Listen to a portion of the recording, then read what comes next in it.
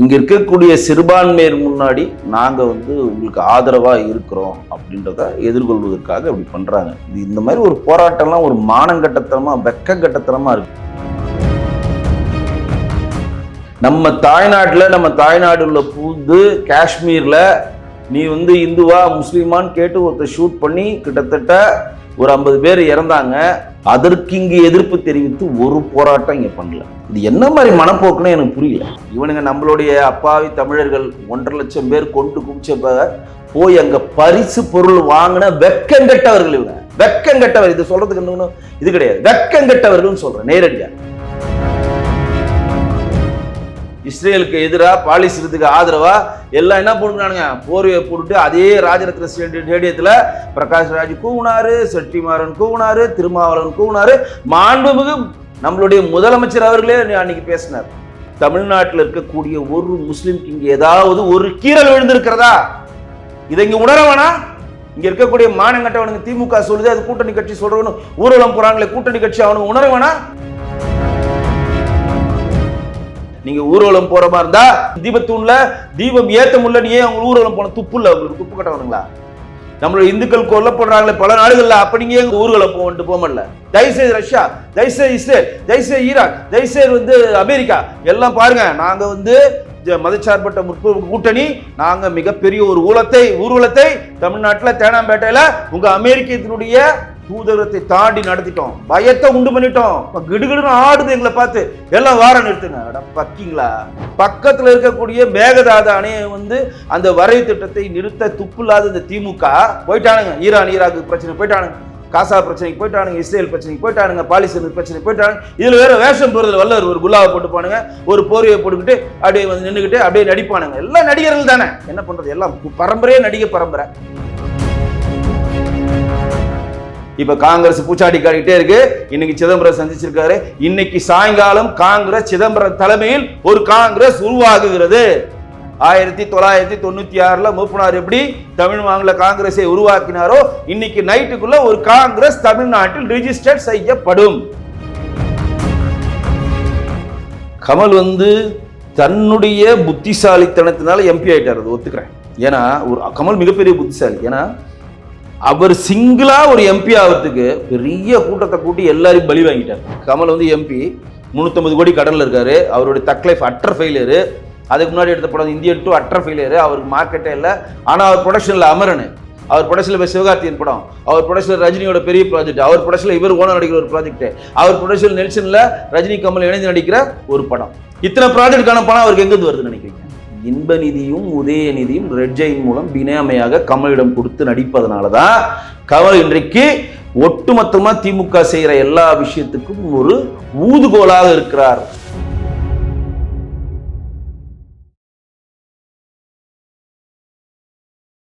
இளைய பாரத நேயர்களுக்கு வணக்கம். இன்னைக்கு நம்ம நேர்களில் நம்ம சிறப்பு விருந்தினர் பாஜகவின் கலை மற்றும் கலாச்சார பிரிவின் மாநில செயலாளரான வெங்கடேஷ் சார் அவர்கள் தான். சார் வணக்கம் சார். வணக்கம் ஜி. சார், ஆக்சுவலாக ஒரு 2 நாளைக்கு முன்னாடி ஈரானில் போர் நடந்துட்டு இருக்கும்போது அயத்துல்லா காமினியை கொண்டுட்டாங்க அப்படின்ட்டு இங்கே இருக்கக்கூடிய நம்ம தமிழ்நாட்டு தலைவர்கள், அதாவது திமுக கூட்டணி தலைவர்கள்லாம் ஒரு போராட்டம் மாதிரி நடத்தி இந்த யூஎஸ் கன்சல்ட்டை போய் ப்ரொடெஸ்ட் பண்ணி அங்கே ஏதாவது பண்ணுறதுக்கு ட்ரை பண்ணாங்களே சார், என்ன ரீசனுக்காக சார் அங்கே பண்ணுறாங்க இப்படிலாம்? ஒரு மண்ணாங்கட்டி ரீசன் இல்லை. இங்க இருக்கக்கூடிய சிறுபான்மையர் முன்னாடி நாங்க உங்களுக்கு ஆதரவா இருக்கிறோம் அப்படின்றத எதிர்கொள்வதற்காக அப்படி பண்றாங்க. இது இந்த மாதிரி ஒரு போராட்டம்லாம் ஒரு மானங்கட்டத்தனமா வெக்கங்கட்டத்தனமா இருக்கு. ஏன்னா நம்ம தாய்நாடுல புகுந்து காஷ்மீர்ல நீ இந்துவா முஸ்லிமான்னு கேட்டு ஒருத்தர் ஷூட் பண்ணி கிட்டத்தட்ட ஒரு 50 பேர் இறந்தாங்க. அப்ப நம்ம சிந்தூர் ஆப்ரேஷன் பண்ணி அங்க சர்ஜிக்கல் பண்ணி அங்க போய் எல்லாத்தையும் அழிச்சோம். அது தனிக்கதை. அதற்கு இங்கு எதிர்ப்பு தெரிவித்து ஒரு போராட்டம் இங்க பண்ணல. இது என்ன மாதிரி மனப்போக்குன்னு எனக்கு புரியல. 2வது, பங்களாதேஷ்ல தொடர்ந்து இந்துக்கள் கொல்லப்படுறாங்க. நாம ராஜரத்ன ஸ்டேடியத்துல பங்களாதேஷ்ல இந்துக்கள் கொல்லப்படுறதுக்கு எதிர்ப்பு தெரிவிச்சு ஒரு கண்டன போராட்டத்தை பாஜக நடத்தியது ராஜரத்ன ஸ்டேடியத்தில். அதுக்கு அனுமதி தரல. போராட்டக்காரத்தை விடுங்க, அனுமதி மீறி போராட்டம் பண்ணி நயினார் போராட்டம் பண்ணி கைதுலாம் ஆனோம் தெரியுங்களா? அப்ப இவங்க என்ன மாதிரி இங்க இருக்கக்கூடிய இந்துக்கள் ஏன் விழிப்படையாம இருக்காங்கன்னு எனக்கு பயங்கர கோபமா வருதுங்க. பயங்கர கோபம் வருது. நம்மளுடைய சக மனிதனை, சக இந்துவை பங்களாதேஷ்ல கொல்றான்றப்ப நம்ம போராட்டத்துக்கு பண்ணணுன்றதுக்காக எழுப்புறப்ப அதுக்கு அனுமதி தர மாட்டேன்றீங்க. ஒருத்தன் கூட இங்க எதிர்த்து குரல் கொடுக்கல. காங்கிரஸை சேர்ந்தவர்களோ, விடுதலை சிறுத்தைகள் கட்சியை சேர்ந்தவர்களோ, நீங்க திமுக கூட்டணிக்கு 2 கம்யூனிஸ்டுகளோ ஒருத்தன் கூட எதிர்த்து ஒரு குரல் கொடுக்கல. அப்பாவி இந்துக்கள் அங்கு கொல்லப்படுவதை நாங்கள் கண்டிக்கிறோம். அப்பாவி இந்துக்கள் கொல்லப்படுவதை நாங்கள் வந்து வன்மையாக கண்டித்து உலக அமைதிக்காக நாங்கள் ஒரு போராட்ட களத்தை முன்வைக்கிறோம். நாங்கள் வந்து தொடர் போராட்ட களத்தை நாங்கள் வைப்போம். அப்படி இந்திய அரசாங்கத்துக்கு மிகப்பெரிய ஒரு அழுத்தத்தை கொடுப்போம். எதுவுமே கிடையாதுங்க. இவனுங்க நம்மளுடைய அப்பாவி தமிழர்கள் 1.5 லட்சம் பேர் கொண்டு குவிச்சப்ப போய் அங்க பரிசு பொருள் வாங்கின வெக்கங்கெட்டவர்கள் இவங்க. வெக்கங்கெட்டவர். இது சொல்றதுக்கு இன்னும் இது கிடையாது. வெக்கங்கெட்டவர்கள் சொல்றேன் நேரடியா. ராஜபக்சே 1.5 லட்சம் தமிழர்களை கொண்டாரு. அன்றைக்கு தமிழ்நாட்டில் யார் ஆண்டு இருந்தது? டிஎம்கே தானே, கலைஞர் தான் ஆண்டுட்டு இருந்தாரு. சென்ட்ரல் யார் ஆண்டு இருந்தது? சோனியா காந்தி தான் ஆண்டுட்டு இருந்தாங்க. காங்கிரஸ் தான் ஆண்டுட்டு இருந்தது. 2 பேர் கூட்டு சேர்ந்தானே 1.5 லட்சம் அப்பாவி தமிழர் ஈழத்தமிழர்களை கொண்டாங்க. அந்த வடு ஆறுவதற்கு முன்னாடி அந்த வெற்றி கொண்டாட்டின் விருந்தில் இங்க இருக்கக்கூடிய திருமாவளவன் அவர்களும் கனிமொழி அவர்களும் கூட்டணி கட்சிகளுக்கு அனைத்து கட்சிகளும் போய் வெக்கமே இல்லாம பரிசு பொருளை வாங்கிட்டு வந்த கூட்டணி தான் மதச்சார்பற்ற முற்போக்கு கூட்டணின்ற மானங்கெட்ட கூட்டணி. ஏன் அப்படி சொல்றேன்னா, நம்மளோட தமிழர்கள் கொல்லப்பட்டதையே போய் கொண்டாடி இப்ப பரிசு பொருள் வாங்கிட்டு வந்த நீங்க சம்பந்தமே இல்லாமல் பங்களாதேஷ்ல ஒரு இந்துக்கள் கொல்லப்படுறதுக்காக குரல் கொடுக்க போறீங்க. அப்படி என்னங்க ஓட்டு மேல உங்களுக்கு இப்படி ஒரு பக்தி? எனக்கு புரியலைங்க. இப்ப ஈரான் நடக்கக்கூடிய பிரச்சனைக்கு இங்க வந்து ப்ரொடெஸ்ட் பண்ணா இஸ்லாமிய ஓட்டு கிடைக்கும் எப்படி சார்? ஆமாங்க, அப்படிதானங்க பண்றாங்க அவங்க. இஸ்ரேல் போர் நடச்சுல, காசால வந்து மக்கள் எல்லாம் கொல்ல போறான்றப்ப இங்க எல்லாம் கிளம்புனாங்களா இல்லையா? யார் பண்றது? பாலிஸ்தீனத்துக்கு எதிரா, இஸ்ரேலுக்கு எதிராக, பாலிஸ்தீனத்துக்கு ஆதரவா எல்லாம் என்ன போட்டுக்கிறானுங்க? போர்வையை போட்டுட்டு அதே ராஜரத்ன ஸ்டேடியத்துல பிரகாஷ் ராஜ் கூவுனாரு, செட்டிமாறன் கூவுனாரு, திருமாவளவன் கூவுனாரு. மாண்புமிகு நம்மளுடைய முதலமைச்சர் அவர்களே அன்னைக்கு பேசினாரா இல்லையா? தமிழ்நாட்டில் இருக்கக்கூடிய முக்கியமான திரைப்பிரபுகள் சத்யராஜ் கொண்டு அங்க கூனாங்களா இல்லையா? அதே கூவல் தான் இப்ப ஈரானில் நடக்கக்கூடிய இதே போருக்கு சகமேனி வந்து கொல்லப்பட்டாரு அப்படின்றதுக்கு எதிர்ப்பு தெரிவித்து இவங்க நடக்கிறீங்கன்னா அது 2 நாடுகளுக்கான ஒரு பிரச்சனை, வெளியுறவு சம்பந்தமான ஒரு பிரச்சனை. அதில் நம்ம நாடு என்ன பண்ணுது? நடுநிலை தான் வகிக்குது. நம்மளுடைய ஈரான் நாடுகளுக்கு தொடர்ந்து உணவுப் பொருளை, கோதுமையை அனுப்பி கொண்டிருந்த ஒரு நாடு இந்திய நாடு. நிறைய பேருக்கு இங்கே தெரியாது. அந்த துறைமுகத்தை நிர்வகித்தது இங்கே இருக்கக்கூடிய அதானி குரூப் தான் நிர்வகிச்சது இங்கே தெரியாது. அந்த அதானி குரூப்பத்தை அங்கிருந்து வெளியேற சொல்லி அழுத்தம் கொடுத்தது காங்கிரஸ். அதுவும் இங்கே இருக்க தெரியாது. தொடர்ந்து அவங்க உணவு பட்சம் இல்லாமல் அங்கே ஏன் உள்நாட்டு கலவரம் வந்துச்சு? இங்கே இருக்கக்கூடிய அறிவார்ந்த சிந்தனை எடுத்து போராட்டம் பண்ணாங்களே திமுகவுடைய மதச்சார்பற்ற முற்போக்கு கூட்டணி இருக்கவங்களுக்கு. அவங்களுக்கு ஒரே ஒரு விஷயத்தை கேட்குறேன், ஏன் அங்கே போராட்டம் வந்துச்சு? ஏன் மக்கள் அங்கே வந்து கொழிப்படுத்து போராட்டம் பண்ணுறாங்க? மத போதகரினுடைய ஆட்சியில் சரியத் சட்டத்தின்படி தான் அங்கே ஆட்சி செய்கிறேன்னு சொல்லி பெண்களுக்கான உரிமைகளை மறுப்பது மட்டுமல்லாமல் அந்த உள்நாட்டில் இருக்கக்கூடிய கோதுமையை கூட, அதாவது உள்நாட்டில் வந்து உணவுக்கு தேவையான விளைச்சலை பண்ண அந்த அரசு தவறியது. இந்தியா வந்து உதவிக்கரம் நீட்டினப்ப அந்த உதவிக்கரத்திலையும் இன்டர்நேஷனல் இருந்து அழுத்தம் கொடுத்து வெளியே தள்ளினாங்க. உணவு பஞ்சம் வரப்ப ஆட்டோமேட்டிக்காக வீதிக்கு வந்து போராடுவாங்க. 86 வயது உள்ளவங்க அவரு. இன்னைக்கு வரையும் வந்து மதத்தை பிடித்து கொண்டு மதம் பிடித்து ஆடினவருங்க அவர் வந்து நல்லவரா கெட்டவரா அது உள்ள நம்ம வர விரும்பல. அது அந்த நாட்டினுடைய பிரச்சனை. என்னுடைய நாடு தான் எனக்கு முக்கியம். அந்த நாட்டில் அவன் இருக்கிறான், செத்து போறான், அதை பத்தி எனக்கு கவலை இல்லை. ஆனால் இஸ்ரேலுக்கும் அவர்களுக்கும் தான் பிரச்சனை. ஈரானுக்கும் இஸ்ரேலுக்கு தான் பிரச்சனை. அமெரிக்கா இஸ்ரேலுக்கு ஆதரவாக வருது, உள்ள போனாங்க. ரைட்டா? அது வந்து இன்டர்நேஷனல் லா படி நடக்கக்கூடிய சர்வதேச பிரச்சனை. அதை பார்ப்பதற்கு வெளியுறவு அமைச்சராக இருக்கக்கூடிய ஜெய்சங்கர் இருக்கிறார், அஜித் தோவல் இருக்கிற உளவுல நம்மளுடைய பாரத பிரதமர் இருக்கார், இன்னும் பல பேர் இருக்கிறாங்க. அதெல்லாம் விட்டுட்டு என்ன நடக்குதுன்னே அங்க தெரியாம அங்க வந்து முஸ்லீம்கள் கொல்லப்படுறாங்க. நான் இங்க கேட்கிறேனே, இந்த சிறுபான்மைக்கு ஆதரவான வெக்கம் இல்லாம இந்த ஊர்வலம் போறவங்கள கேட்கிறேனே, இன்னைக்கு வளைகுடா நாடு பதட்டத்தில் இருக்கிறது. ஒட்டுமொத்த வளைகுடா நாடு பதட்டத்தில் இருக்கா இல்லையாங்க? புரூனேல இருந்து, துபாயில இருந்து, பஹ்ரைன்ல இருந்து, ஷார்ஜால இருந்து, ஐக்கிய எமிரேட் அரபேட்ஸ்ல இருந்து, ஈரான், ஈராக்கு எல்லாமே பதட்டத்தில் இருக்கா இல்லையா? ஓமன் மோக்கட்டு பதட்டத்தில் இருக்கா இல்லையா? தமிழ்நாட்டில் இருக்கக்கூடிய ஒரு முஸ்லீம் பதட்டத்தில் இருக்கானுங்க. 15 கோடி முஸ்லீம் இருக்காங்க இந்தியாவில். உலகத்தில் அதிகமாக முஸ்லீம்கள் வாழ்ற நாடு எது தெரியுமா? இந்தியா. அதிகமான முஸ்லீம் பாதுகாப்பாக வாழ்ற நாடு எது தெரியுமா? இந்தியா. ஒரு முஸ்லீமுக்கு இங்கே எதனா பிரச்சனை இருக்காங்க? இன்னைக்கு ஒட்டுமொத்த அதிகமாக சன்னியும் ஷியாவும் இருக்கக்கூடிய இரு பிரிவுகளில் இருக்கக்கூடிய மத போட்டி தான் வளைகுடா நாடுகளில் வாரா மாறுது. அதில் வந்து இஸ்ரேல் உள்ள வரான், அமெரிக்கா உள்ள வரான். அது வெளியுறவு சம்பந்தப்பட்ட ஒரு பிரச்சனை. ஆனால் தமிழ்நாட்டில் இருக்கக்கூடிய ஒரு முஸ்லிம்க்கு இங்கே ஏதாவது ஒரு கீறல் விழுந்திருக்கிறதா? இதை இங்கே உணர வேணா? இங்க இருக்கக்கூடிய மானங்கட்டவனுக்கு திமுக சொல்லுது, அது கூட்டணி கட்சி சொல்றவனு ஊர்வலம் போறாங்களே கூட்டணி கட்சி, அவனுக்கு உணர வேணா? இங்க இருக்கக்கூடிய நம்மள பாரத பிரதமர் மோடிஜி அவர்கள் தலைமையில 2014 வரை இன்னைக்கு வரையும் கிட்டத்தட்ட ஆட்சி செஞ்சுட்டு இருக்கும். யாருன்னா ஒரு இஸ்லாமிய சகோதரர்களுக்கு எதனா ஒரு கேடை இந்த அரசாங்கம் விளைவித்திருக்கிறதா? அவர்கள் உரிமை மறுக்கப்பட்டிருக்கிறதா? அவங்க கேள்வி எழுப்புறது என்ன அப்படின்னா, இவ்வளவு பெரிய பிரச்சனை நடந்துகிட்டு இருக்குது, மோடி அவர்கள் ஏன் அமைதி காக்குறாருன்ற மாதிரிலாம் சார் பிரச்சனை எழுப்புறாங்க. அதாவது ஒரு விஷயம் எல்லாம் புரிஞ்சுக்கோங்க, இங்க இருக்கக்கூடிய எல்லாம் அந்த லெட்டர் பேட் கட்சி எல்லாம் மோடிஜியை பற்றி கேள்வி கேட்கறதுக்கெல்லாம் அருகதையே இல்லைன்னு சொல்லுவோம். ஏன் அப்படின்னா அது வெளியுறக சம்பந்தப்பட்ட ஒரு பிரச்சனை. அங்க நடக்கிறது ஒரு ஆயுளுக்கான ஒரு வார். உக்ரைனுக்கு எப்படி ரஷ்யா ஒரு வார் போதோ அதே மாதிரி ஈரான் ஈராக்களோட பிரச்சனைகளோட அமெரிக்காவில் உள்ள போற ரீசன் செறிவூட்டப்பட்ட யுரேனியத்தை அவங்க அழிக்கணும் அப்படின்னு கேட்குறாங்க. செறிவூட்டப்பட்ட நீங்க யுரேனியத்தை செறிவூட்டு பண்ணிட்டே இருந்தீங்கன்னா உலக நாடுகளுக்கு அச்சுறுத்தலாக வரும்னு அமெரிக்கா சொல்லுது. அது எந்த அளவு உண்மைன்னு நம்ம தெரியல. நம்ம இப்போ கனடாவில் யுரேனியம் வாங்குறோம். நம்ம கனடாவில் இன்னைக்கு ஒப்பந்தம் போட்டிருக்கோம். யுரேனியம் குறிப்பிட்ட யுரேனியம் அணுசு யுரேனியம் வாங்கி நம்ம மின்சாரத்துக்கு தேவைக்கு பயன்படுத்துகிறோம். அங்கே ஈராக்கினுடைய அந்த இறந்து போன முதல் குடிமகன் என்ன சொல்றாரு? நாங்கள் யுரேனியத்தை செறிவூட்டி நாங்கள் மின்சாரம் தயாரிக்க தான் பயன்படுத்துகிறோம், அணுகுலைக்கு அணுகுண்டு தயாரிக்க இல்லைன்னு அவர் சொல்றாரு. ஆனால் அமெரிக்கா அதை நம்பலை. இஸ்ரேல் என்ன நினைக்குது? என்னைக்கு இருந்தாலும் நமக்கு பிரச்சனை, பக்கத்தில் யுரேனியம் கொண்ட அணு உலை கொண்ட ஒரு நாடு இருந்துச்சுன்னா நமக்கு என்னைக்கு இருந்தாலும் பிரச்சனை, எப்போ இருந்தாலும் நம்ம மேலே அணுகுண்டு போகிறதுக்கான ஒரு வாய்ப்பு இருக்குன்னு சொல்லி யார் பயப்படுறாங்க? இஸ்ரேல் பயப்படுறாங்க. அமெரிக்காவுடைய ஏகாபத்தியினுடைய கதை உலகத்துக்கெல்லாம் நான் தான் தலையா இருக்கணும்னு அமெரிக்க ஏகாபத்தியினுடைய பெரிய சிந்தனை. அதனால அவங்க புரிய வைத்து அங்கே வச்சு தாக்குறாங்க. அங்கே இருக்கக்கூடிய ஒரு தரப்பு மக்கள் அதை கொண்டாடுறாங்க, ஒரு தக்க மக்கள் துக்கம் சொல்றாங்க. அதாவது மதத்தின் பேர்களால் ரொம்ப ஒரு மதத்தை பின்பற்றுவர்கள் எல்லாம் இன்னைக்கு துக்கம் 40 நாள் துக்கம்ன்றாங்க. இல்லைங்க, நாங்கள் உலக நாடுகள் மாதிரி நாங்களும் சுதந்திரமா இருக்கணும், நாங்களும் கார் ஓட்டணும், நாங்களும் ஃப்ளைட் ஓட்டணும், நாங்களும் ராணுவத்தில் வரோம், நாங்களும் மற்ற மதத்தில் இருக்கக்கூடிய பெண்கள் எப்படி சுதந்திரமா இருக்கிறாங்களோ அது மாதிரி நாங்களும் இருக்கணும்னு ஆசைப்படுற அந்த பெண்மைவாதிகள் எல்லாம் அங்கு கொண்டாடுறாங்க. ஏற்கனவே ஒரு பெண்ணு பர்தா போடலன்னு சொல்லி அங்கே கொண்டாங்க, தெரியுங்களா உங்களுக்கு? அந்த அதிபர் கொண்டாடுறது எல்லாருக்குமே தெரியுங்களா? அது அவங்க அவங்க ஏன் கொண்டாங்க, எதுக்கு கொண்டாங்க நம்ம தலையிட தேவையில்லை. அது அவங்க நாட்டினுடைய பிரச்சனை, என் பிரச்சனை அது இல்லை. என்னுடைய இந்திய காஷ்மீருடன் கன்னியாகுமரி வரை இந்தியன் கான்ஸ்டியூஷன் படி இந்திய நாடு நடைபெறுகிறதா? அதுதான் பாரத பிரதமருடைய பிரச்சனை.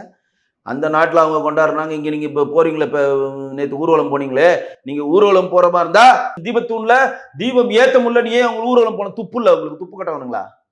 நம்மளுடைய இந்துக்கள் கொல்லப்படுறாங்களே பல நாடுகள்ல, அப்ப நீங்க எங்க ஊர்வலம் போக முடியல? பங்களாதேஷே எதுக்கு சாத்திங்க? ஹிட்லரை கொண்ட மாதிரி பங்களாதேஷ்ல ஒரு இந்துவை வெட்டி நடுரோட்ட தலைகளை தொங்க விடுறாங்க. ஒட்டுமொத்த இந்தியாவே கொந்தளிச்சுதா இல்லையாங்க? இங்க இருக்கக்கூடிய ஒருத்தர் கண்டன குரல் எழுப்பினாங்க. இன்னைக்கு அவங்க கொல்லப்படுறாங்க. இவங்க யார் கொல்லப்படுறாங்க? இஸ்லாமியர் கொல்லப்படுறாங்கன்னு இங்க இருக்கக்கூடிய யார் போறாங்க? நான் இது எப்படி சொல்றதே தெரியல. நம்ம இந்தியாவுக்குள்ள குறிப்பா தமிழ்நாட்டில் என்ன பிரச்சனை வருதோ அதுவுள்ள விட்டுருவானுங்க. நிறைய பேட்டியில் சொல்லிடுவோம், போயிடுவானுங்க. எங்க போயிடுவாங்க? காசாக்கு போயிடுவானுங்க, இஸ்ரேலுக்கு போயிடுவானுங்க, பாலிஸ்தீனுக்கு போயிடுவானுங்க, ஈரானுக்கு போயிடுவானுங்க, ஈராக்குக்கு போயிடுவானுங்க, அமெரிக்காவுக்கு போயிடுவானுங்க. அங்கேயே டேய் உன் வீட்டு பக்கத்து வீட்டுல சாக்கடை அடைச்சிருக்கா, இதை எடுத்து விட சொல்லி உன் கவுன்சிலர்கிட்ட சொல்றா? சொல்ல மாட்டேன். யோ உனக்கு நீங்க திமுக சொன்ன தேர்தல் வாக்குறுதியில் எனக்கு சேரல, உரிமை தொகை 2.5 கோடி பேர் கொடுக்குறாங்க, 1.5 கோடி தான் கொடுத்துருக்காங்க, உன்னுடைய சகோதரிக்கோ மனைவிக்கோ வரல, போய் போராட்ட காலத்தை வச்சு திமுகவோட சண்டை போடுறா? போட மாட்டோம். நாங்க ஸ்ட்ரெயிட்டா எங்க போவோம்? காசா பிரச்சனைக்கு போவோம், ஸ்ட்ரெயிட்டா பாலஸ்தீனுக்கு தான் போவோம், ஸ்ட்ரெயிட்டா இஸ்ரேல் தெங்குண்டு தான் பேசுவோம், ஸ்ட்ரெயிட்டா யார்கிட்ட பேசுவோம்? நாங்கள் லெகஸ்கி தான் பேசுவோம், உக்ரைன்ல தான் பேசுவோம். அது ரஷ்யாட்ட நான் என்னன்னு சொல்லி நான் உடனடியாக ரஷ்யாட்ட பேசி அந்த வாரம் நிறுத்தணும். நாங்கள் இப்போ யமுனி பாலத்தை கடந்துட்டோம். தயவுசெய்து ரஷ்யா, தயவுசெய்து இஸ்ரேல், தயவுசெய்து ஈராக், தயவுசெய்து அமெரிக்கா எல்லாம் பாருங்க, நாங்கள் மதச்சார்பற்ற முற்போக்கு கூட்டணி, நாங்க மிகப்பெரிய ஒரு ஊர்வலத்தை தமிழ்நாட்டில் தேனாம்பேட்டையில உங்க அமெரிக்கத்தினுடைய தூதரத்தை தாண்டி நடத்திட்டோம், பயத்தை உண்டு பண்ணிட்டோம். கிடுகிடுன்னு ஆடுது எங்களை பார்த்து, எல்லாம் வாரம் நிறுத்துங்க. அட பக்கிங்களா, உங்களெல்லாம் 5 நிமிஷம் எவனா மதிப்பாங்களாடா? முதல்ல உங்க பக்கத்து வீட்டுக்காரனே உன்னை மதிக்க மாட்டான். இந்தியாவிலே எவனையும் உன்னை மதிக்கிறது இல்லை.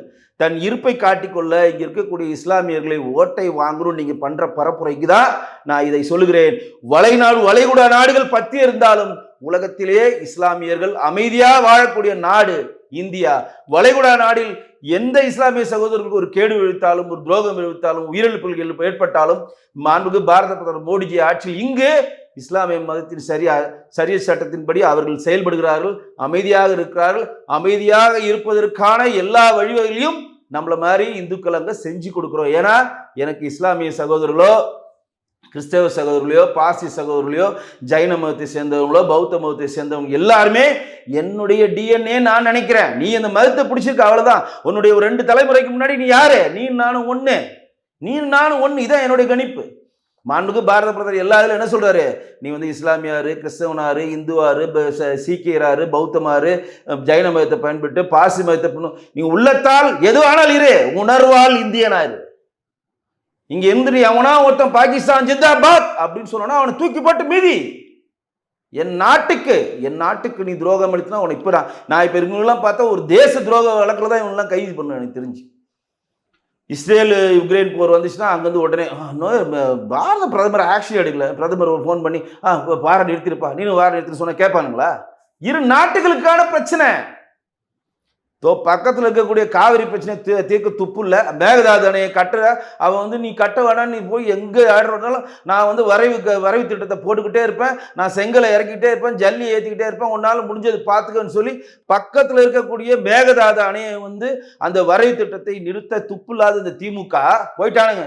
ஈராக் பிரச்சனை போயிட்டானுங்க, காசா பிரச்சனைக்கு போயிட்டானுங்க, இஸ்ரேல் பிரச்சனைக்கு போயிட்டானுங்க, பாலிஸ்தீன் பிரச்சனை போயிட்டானுங்க. இதுல வேற வேஷம் போறதுல வல்லவர் ஒரு குலாவை போட்டுப்பானுங்க, ஒரு போர்வையை போட்டுக்கிட்டு அப்படியே வந்து நின்றுக்கிட்டு அப்படியே நடிப்பானுங்க. எல்லாம் நடிகர்கள் தானே, என்ன பண்றது, எல்லாம் பரம்பரையே நடிகை பரம்பரை, அப்படியே நடிப்பானுங்க. என்னையா பாலிஸ்தீன் பிரச்சனைக்கும் இஸ்ரேலுக்கு என்னையா பிரச்சனை?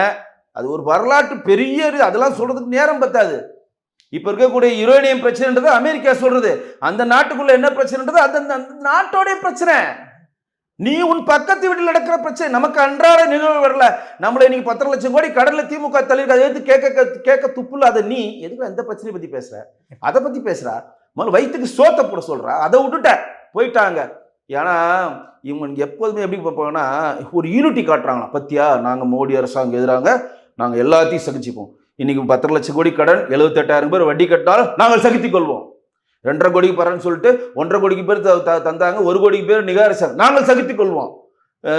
கேஸ் மானியம் தரமாட்டாங்க, நாங்கள் சகித்துக் கொள்வோம். நீட்டை நீக்கிற ரகசியம் எங்களுக்கு தெரியும், ஆனா இப்ப சொல்ல மாட்டோம், சகித்துக் கொள்வோம். கூட்டுறவு கூட ரத்து, ஆனா இப்ப கிடையாது, சகித்துக் கொள்வோம். எல்லாத்தையும் நாங்க சகித்துக் கொள்வோம். ஏன் பாஜக உள்ள வந்துடக்கூடாது? அட வெக்கம் கட்டவனுங்களா, பாஜக ஆல்ரெடி 21 மாநிலத்தை ஆண்டுட்டு இருக்கண்டா. நீ என்னடா புதுசா உள்ள 1996 உள்ள வந்துட்டா? இதை இங்க இருக்க வெக்கம் கட்டவனுங்க எவனுக்கு புரியல. பத்மநாபபுரத்தில் ஜெயிக்கல, ஜெயிச்சமா இல்லையா? வேலாயுதம் ஜெயிச்சரா இல்லையா? 1996 உள்ள வந்தமா இல்லையாங்க? நம்ம 2001 4 சீட்டு ஜெயிச்சமா இல்லையா? 2020 4 சீட்டு ஜெயிச்சமா இல்லையா? 21 4 சீட்டு ஜெயிச்சமா இல்லையாங்க? எம்பிக்கள் தொடர்ந்து ஜெயிச்சிட்டு இருக்குமா இல்லையாங்க? இவங்க வந்து பாஜக உள்ள வந்துடும், நாங்க எல்லாம் சகிச்சுக்கிறோம், எங்களை 8 வச்சாலும் தோழமை சுடுதல் நாங்க சகிச்சுக்கிறோம். ஏன்னா என்ன பண்றது, பாஜக உள்ள வந்துடும். டே கம்யூனிஸ்ட் உண்டியல் கட்சி ஏயா இந்த, ஆமா சார் நான் மட்டும் தான் 15 கோடி வாங்கினேன்னு முத்தரசன் என்ன பத்தி கேட்கறீங்களே, வைகோ வாங்கினார் அதை கேட்க மாட்டேன்றீங்களே, கொங்கு அடியில வாங்கினாரே கேட்கலையே, இந்த பக்கம் வேல்முருகன் சைட்ல வாங்கினாரே கேட்கலையே, திருமாவளவன் 10 கோடி வாங்கினாரே கேட்கலையே, மாயி மத்துக்கோ வைகோ வாங்கி உள்ள பெட்டியில வச்சு துரையோட தேர்தல் செலவுக்கு யூஸ் பண்ணாரு, அதை கேட்க மாட்டேன்றீங்க. அப்படின்னா இங்க இருக்கக்கூடிய கட்சிகள் நடத்தப்படுவதில்லை, திமுக விலக்கி வாங்கப்படுகிறது. தயவு செய்து மக்கள் புரியும். இங்க இருக்கக்கூடிய எந்த கட்சிகளுக்கும் தனியான ஒரு கொள்கையோ சித்தாந்தமோ மக்களை மேம்படுத்தணுன்ற எந்த திட்டமும் கிடையாது. திமுகவின் சொம்பு தூக்கியாக இருந்து கொண்டு திமுக விலக்கி வாங்கப்படுகிறது. திமுக ஒண்ணு விலக்கி வாங்கவும் இருக்கும், கட்சியை உடைக்கும். இப்ப காங்கிரஸ் பூச்சாட்டி காட்டிட்டே இருக்கு. இன்னைக்கு சிதம்பரம் சந்திச்சிருக்காரு. இன்னைக்கு சாயங்காலம் காங்கிரஸ் சிதம்பரம் தலைமையில் ஒரு காங்கிரஸ் உருவாகுகிறது. 1996 மூப்பனார் எப்படி தமிழ் மாநில காங்கிரஸை உருவாக்கினாரோ, இன்னைக்கு நைட்டுக்குள்ள ஒரு காங்கிரஸ் தமிழ்நாட்டில் ரிஜிஸ்டர் செய்யப்படும். அது இது காங்கிரஸ் அங்க போயிடுச்சு, தாவேகா போயிடுச்சுன்னா இன்னொரு விடுதலை சிறுத்தைகள் ரிஜிஸ்டர் செய்யப்படும். இதான் திமுக வேலை. மதிமுக 2ஆ உடைச்சாங்க. வையாபுரி ரொம்ப பேசுறாரு, மோடி வந்தா போய் பார்க்குறாரு, கங்கை கொண்ட சோழபுரத்தில் மோடி கலந்துக்கிட்ட மீட்டிங்ல நிற்கிறாரு, மாலை போடுறாரு, ரொம்ப நமக்கு மீறி செயல்படுறாரு. திராவிட முன்னேற்ற கழகத்தை சத்யா வச்சு உடைச்சாங்க, மல்லை சத்யா வச்சு. அன்பார்ச்சுனேட்டா வைகோக்கு என்ன பிரச்சனைனா அவரும் சப்போர்ட் பண்றாரு, இவரும் சப்போர்ட் பண்றாரு. இப்ப ஏன்னா தாவேக்காக போட்டி நான் தாவேக்கான்னு சொல்றேன். அவர் திராவிட முன்னேற்ற கழகமே ஒன்று ஆரம்பிச்சிருக்காரு, அவர் சத்யா, மல்லை சத்யா. அதுவும் தாவேக்காங்க ஒரே பிராண்ட்ல இருக்கு, அதை வச்சு பண்றதுக்கான கட்டமைப்பு தான் அதை ஒன்னே ஆரம்பிக்க வச்சாங்க. அப்ப இப்ப 2 பேரும் சப்போர்ட் பண்றாங்க. யாரை ஏத்துக்கிறதுன்னு மாண்புக்கு முதலமைச்சருக்கே தெரியல. இங்க இருக்கக்கூடிய திமுகவுடைய மதச்சார்பற்ற முற்போக்கு கூட்டணி இருக்கக்கூடிய அனைத்து கட்சிகளுமே தனியான சித்தாந்தத்தின் தனியான கொள்கை பிடிப்பும் எதுவும் கிடையாது. திமுகவில் பினாமி கட்சிகள், அப்படிதான் சொல்ல, பினாமி கட்சிகள் திமுக வந்து காசு கொடுத்து அந்த கட்சியை வச்சிருக்காங்க, விலைக்கு வாங்குறாங்க. விலைக்கு விலைப்படியல்னா அவனை உடச்சி வெளியே தள்ளுவாங்க. அப்ப விலைப்படியில அவனை அங்கேயே போட்டு நீ தனியாக நீ தான் தலைவர். வையாபுரி ரொம்ப பண்ற, மல்லை சத்யா நீ ஒரு கட்சி ஆரம்பி, நீ தான் தலைவர் போ. அதே மாதிரி தான் இப்போ நான் சொல்கிறேன், நடக்குமா இல்லையான்னு பாருங்க. காங்கிரஸ் தாவேக்காவுடன் இணைந்த மறுநிலம் சிதம்பரம் தலைமையில் தமிழ்நாட்டில் ஒரு புதிய காங்கிரஸ் உதயமாகும். அதே மாதிரி விடுதலை சிறுத்தைகள் கட்சியில் காங்கிரஸ் போயிடுச்சே, நமக்கு சிறுபான்மை ஓட்டியும் லவுடின்னு போயிட்டாங்க, நம்மளும் போய்டும். விடுதலை சிறுத்தைகள் கட்சி அங்கே போச்சுன்னா விடுதலை சிறுத்தைகள் கட்சியில் வன்னியரசு தலைமையில் இரண்டாக உடைந்து இங்கே தனியாக ஒரு விடுதலை சிறுத்தைகள் கட்சியில் ஆரம்பமாகும். இதுதான் இங்கே நடக்க போகுது. இங்கே இருக்கக்கூடிய மக்கள் தயவுசெய்து சிந்தித்துக் கொள்ள வேண்டும். தமிழ்நாட்டில் 15 கோடி, இந்தியாவில் 15 கோடி முஸ்லீம் மக்களும் மிகவும் பாதுகாப்பாக இருக்கிறார்கள். உலகத்திலே பாதுகாப்பாக இருக்கக்கூடிய அமைதியான ஒரு நாடு இந்தியா. இங்கே இஸ்லாமிய சகோதரர்கள் டெய்லி பாங்கு போனாலும் 365 நாள் நாம் பொறுத்து கொள்கிறோம். ஏன்னா சகிப்புத்தன்மை உள்ளவர்கள் இந்தியர்கள்.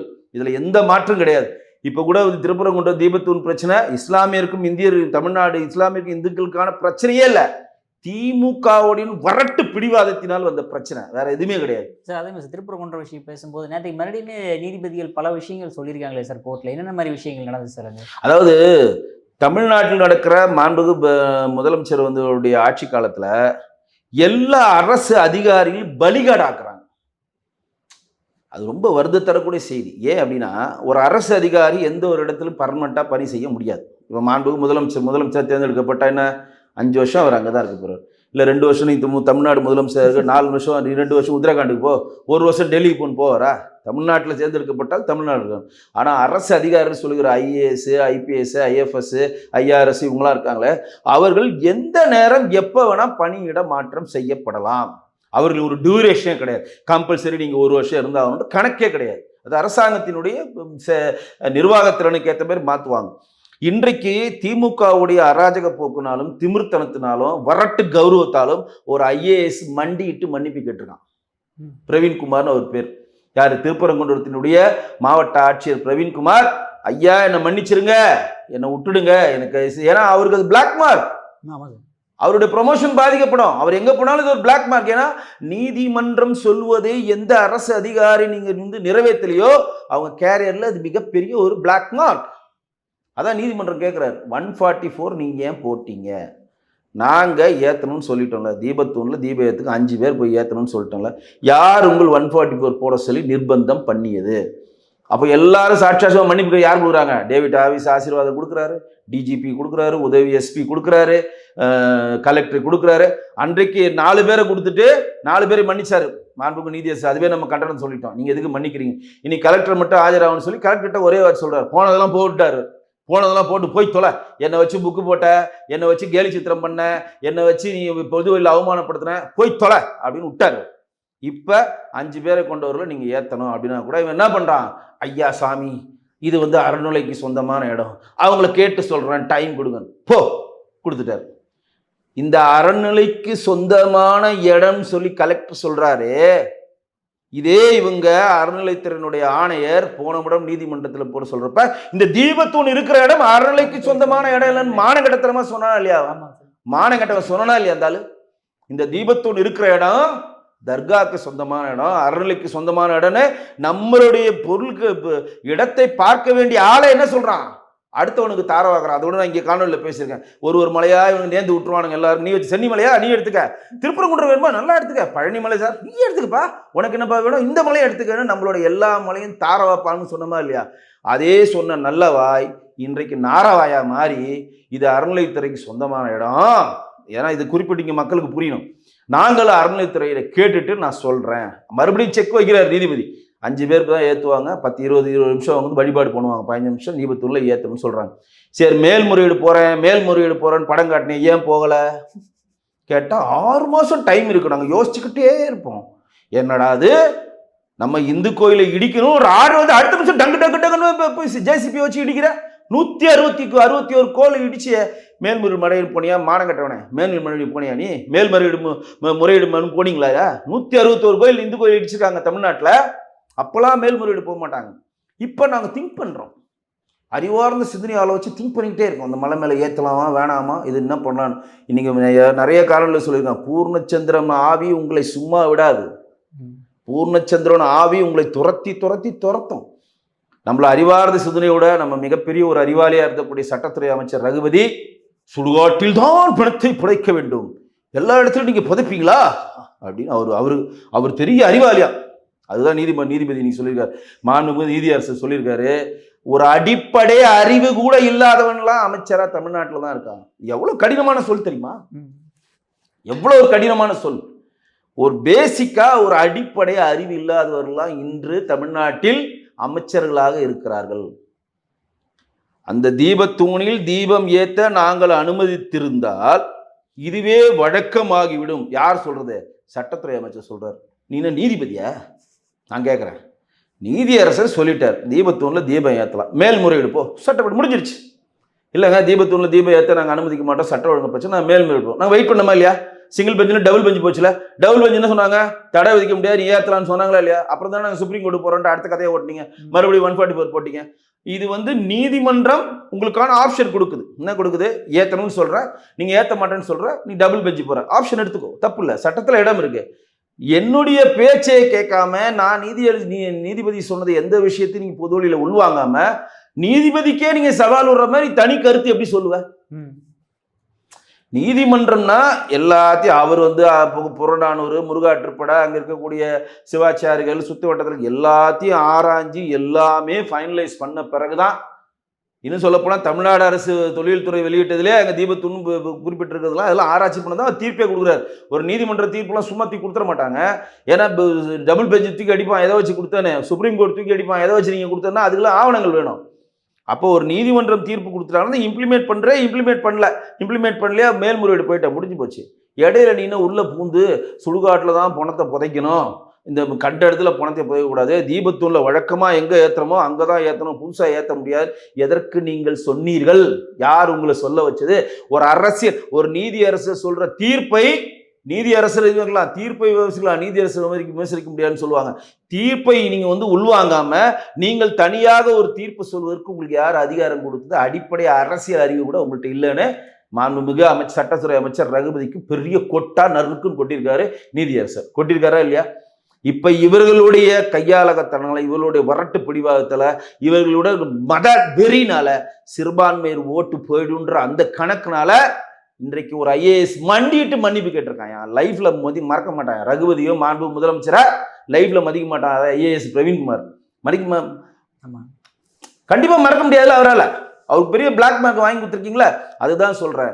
இங்க இருக்கக்கூடிய நீங்கள் தான் தப்பு செய்கிறீர்கள் தவிர, மாண்புக்கு பாரத பிரதமர் அருமையா சொன்னார் நம்மளுடைய மதுரை கூட்டத்தில், ரொம்ப அருமையான வேர்டை யூஸ் பண்ணியிருந்தார். எல்லா மாநிலத்திலையும் ஒரு அமைச்சர்களும் தன் துறை மேம்பாடுக்காக போட்டி போடுற வேலையை தான் பண்ணி பார்த்துருக்கேன்.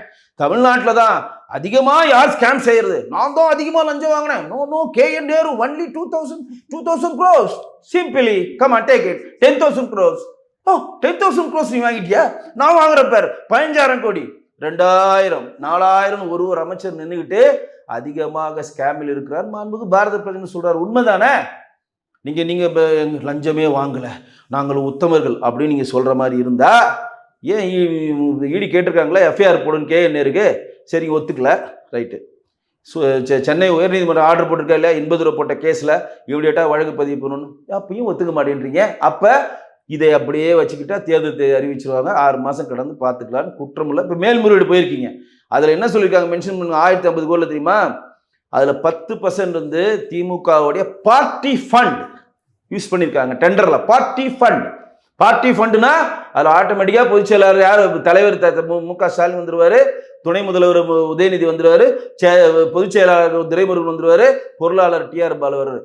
எல்லாரும் இடியாப்ப சிக்கலில் KN Nehruவால் மாட்டிட்டு உள்ள போறாங்க. அது கூடிய விரைவில் நடக்க போகுது. Okay sir.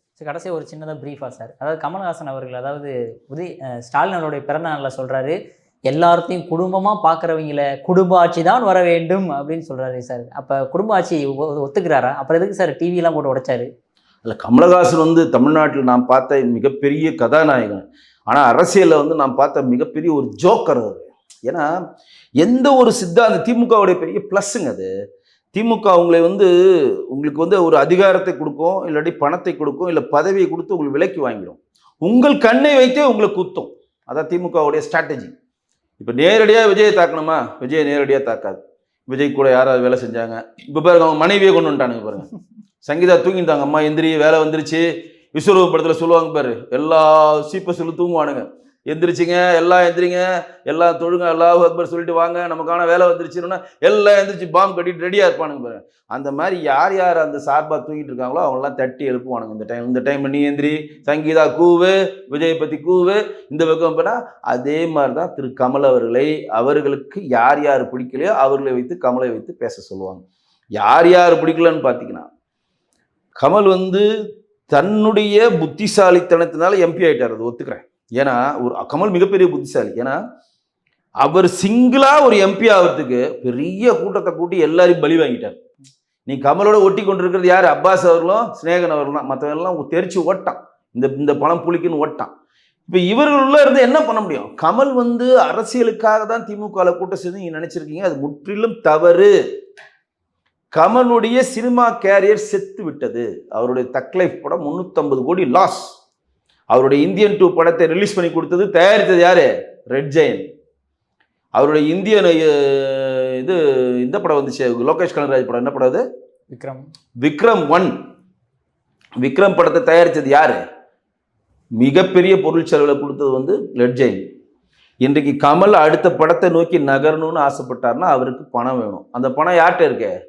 என்னடா சம்பந்தமே இல்லாமல் நம்ம ஆதித்யாவா அந்த பையன் பேர், இப்போ இந்த டான் ஒரு படம் ப்ரொடக்ஷனில் எடுத்துகிட்டு இருக்கான அந்த பையன், அந்த பையனுக்கு அவ்வளோ பணம் கொடுக்குறாங்க. நமக்கு டாஸ்மாக் வருமானத்தை கொடுக்க மாட்டாங்களா? சரி, நானும் ஒரு பினாமியாக இருந்து போயிடுறேன், பணத்தை கொடுங்க நானும் பண்ணுறேன். இப்போ திடீர்னு பார்த்தீங்கன்னா 2 ப்ராஜெக்ட் ரஜினி வைத்து ராஜ்கமல் ப்ரொடக்ஷன்ஸு, அப்படியே பாரு நெல்சன் போட்டு கமல் ரஜினி சேர்ந்து நடிக்கிறாங்க. எவ்வளோ பெரிய ப்ராஜெக்ட் இது? யார் பண்ணுறா அந்த ப்ராஜெக்டை? இன்ப நிதி. யார்? ரெட் ஜெயின் தானே பண்ணுது. அப்போ இதுக்கெல்லாம் மூல காரணமாக என்ன வந்து நிற்குது? பணம். அந்த பணம் யார்கிட்ட இருக்கு? திமுக. இன்னைக்கு தன்னுடைய அரசியல் வாழ்க்கையை விட தன்னுடைய சினிமா வாழ்க்கையில் நம்ம நிலைநிறுத்ததுக்காக சாட்சாகமா திமுக காலில் கமல் விழுந்து விட்டார்.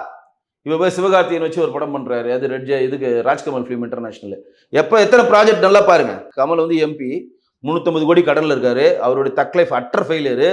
அதுக்கு முன்னாடி எடுத்த படம் இந்தியன் 2 அட்டர் ஃபெயிலியரு. அவருக்கு மார்க்கெட்டே இல்லை. கல்கின்னு ஒரு படம் போய் வெளியே படத்தில் சின்ன சின்ன ரோல் நடிக்கிறாரு, எதுவுமே அவருக்கு சக்ஸஸ் கொடுக்கல.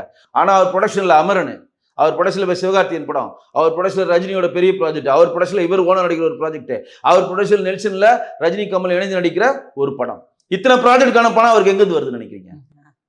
இன்ப நிதியும் உதயநிதியும் ரெட் ஜெயின் மூலம் பினாமையாக கமலிடம் கொடுத்து நடிப்பதனால தான் கமல் இன்றைக்கு ஒட்டுமொத்தமா திமுக செய்யற எல்லா விஷயத்துக்கும் ஒரு ஊதுகோலாக இருக்கிறார். சுயமரியாதை இழந்த ஒரு நடிகர் கமல் அப்படின்றது எந்த ஒரு மாற்றம் இல்லை. Okay sir. சார், உங்கள் அற்புதமான கருத்தில் இளையபரோட போனதற்கு மிக்க நன்றி சார். நன்றி.